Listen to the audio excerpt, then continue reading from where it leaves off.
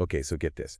Today we're going deep, deep into the world of, like, physical communication. Oh, cool. Yeah, using mime techniques and acting exercises, stuff like, how to Interesting. tell a whole story without saying a single word. I like that. Right? It's pretty wild. We've got all these sources, and get this, there's even a South African mime artist who, like, uses mime to overcome language barriers.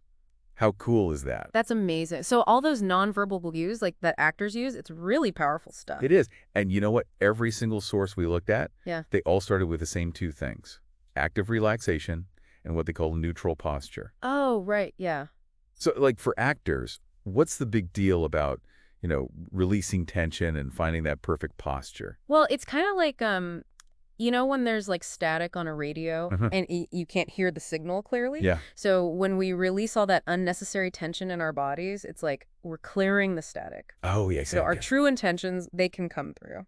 That makes a lot of sense. Active relaxation helps us do that, by like systematically letting go of tension in different parts of your body. Mhm. It's like we're melting into the flow. Oh, wow. Yeah. I can already feel myself relaxing.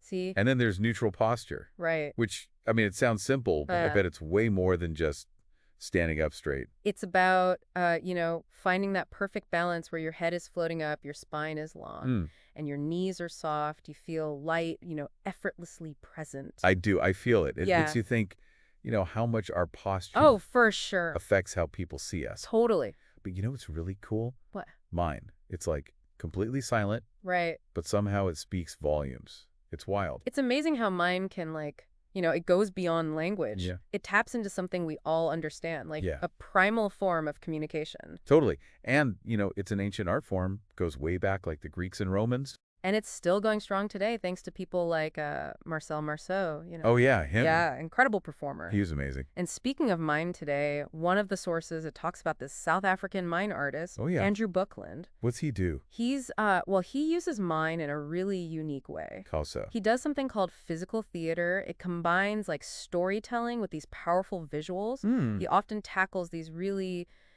complex social and political issues. Interesting. Yeah, there's this one play of his, it's called I read about that one. Between the Teeth. It's such a great title. It really It is. makes you think about all those things we're saying without even realizing it. Exactly. But okay, so how do these mime artists do it? Yeah. What's the secret sauce? One of the key techniques is isolation. I've heard of that. It's about like mastering control Oh. over specific body parts. Oh, wow. Mime artists, they break it down into 5 main segments. Okay. Head, neck, chest, stomach, and hips. They can control each one. Separately, yeah. Whoa. To create this like whole vocabulary of movements. 5 segments, though. That's a lot. It is. It takes a lot of practice. Years, actually. Wow. So within each segment, there are 3 main types of movement. Okay. There's inclining, which is like bending the spine, Yeah. rotating around the spine, Okay. and then like lateral shifts, moving sideways. So it's like taking the body apart Yeah, and then learning how to put it back together, but like exactly. crazy control. And, while this is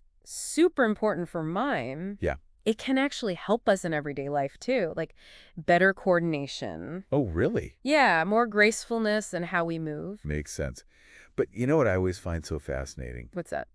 Creating illusions, Oh, yeah. Like, how do they make us believe there's an invisible wall? Right. Or, they're holding something that isn't there? It's all about, suggestion and our brains like filling in the gaps. That's so cool. Like the leaning illusion, for instance. Okay. It's just bending the supporting leg, relaxing the other, Uh-huh. and then lifting the shoulder and arm as if you're actually leaning on something. It's so simple. When it's done right, Yeah. it totally works. It really does. It's like opening up this whole other world of possibilities. Exactly. It really pushes the boundaries of what our bodies and our minds can do. It really does. So. The sources also mentioned a bunch of keywords for mime and physical theater. Oh, yeah. Like conflict and objectives, and then there's tableau, freeze, and suspended disbelief. These are all super important. It's like a whole silent language. They are. They help us understand the storytelling aspect of mime. Okay. So like conflict and objective, Yeah. they drive the action. Even without words. Even without words. It's all about what the character wants. Oh, I see. And the obstacles in their way. So it's like a silent story, but there's still a story there. There is, absolutely. Driven by, that desire and struggle. Exactly. I like that. And then you have tableau and freeze. These show us how powerful stillness can be. Oh, It's a frozen image. It can capture a moment, an emotion Ooh. with such intensity, it gives the audience time to really absorb it. Kind of like hitting the pause button on a movie. Yeah, exactly. At just the right moment. To let it sink in. Yeah, exactly. And then there's suspended disbelief. What's that one? You know, that agreement between the performer and the audience. Oh, okay. To pretend that what's happening on stage Yeah. is real, at least while the performance is going on. So we all kind of do that in real life, too. We do. When we read a book or watch a movie, we get swept up in the story. Oh, yeah, for sure. We forget it's not real for a little while. I see. It's that willingness to believe, Totally. even if it's impossible. Okay, so all this stuff, Yeah. super interesting for actors and mind artists and all that. Right. But what about the rest of us? Well, it's all about nonverbal communication. Oh, okay. Which we use all the time. We do. Whether you're giving a presentation or, just trying to connect with someone, understanding your body language, how much tension you're holding, it can have a huge impact. So we're like learning this secret language that our bodies speak. Yeah, I like that. Without us even realizing it. And this is just the beginning. Oh, yeah. There's so much to explore in the world of physical communication. It's pretty amazing. So here's something to think about. Okay. You know, those isolations we talked about, controlling different parts of your body. Right.